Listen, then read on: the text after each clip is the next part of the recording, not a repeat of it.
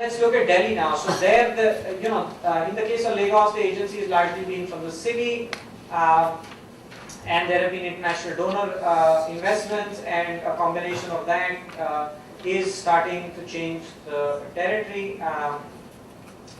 But Delhi is also a large city, capital of India, is a state by itself, and therefore has the usual things. It's got a city government, it's got the state jurisdiction, and then the federal bits of it.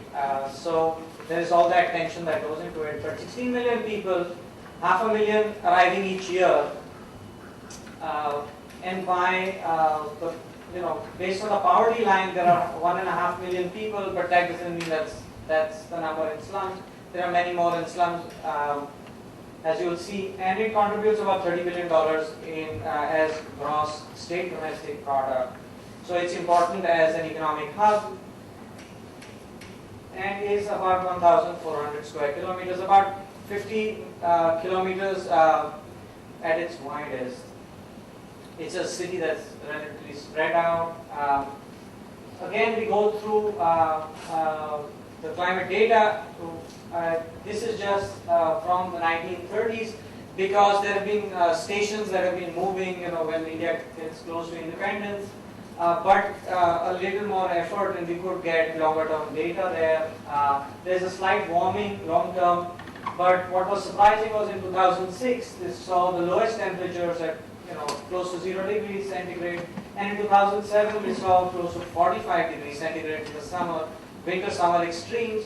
What does that start doing to a city which has not 70% like Lagos, but a very large percentage of poor population that is floating in and out of the city? It poses new kinds of risks through these climate hazards.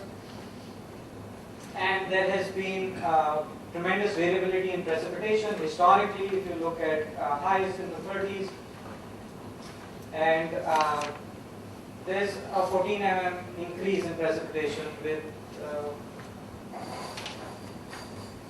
the variability that you see. Here again, the climate projections basically presents the baseline data. Here it's not for 100 years, it's from 1971 to 2000, saying the average temperature is around 25 degrees. The projected temperature in the future would be between 1.5 degrees and 2.5 degrees, but these are averages. If you took that 45 degrees centigrade and then took an extremely hot day in the summer, we would be seeing the French summer, and France has a lot of resources. The poor in Delhi, by the time the government responds, one hopes they would respond soon, but it poses the risks.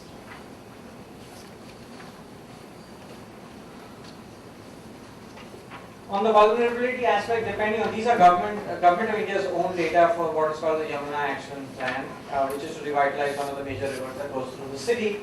And 45% of the population lives in unregulated settlements. This includes middle-income settlements, but lower middle income and the poor. And so that's close to half the city, but that's not just Delhi. Across India, that's the case.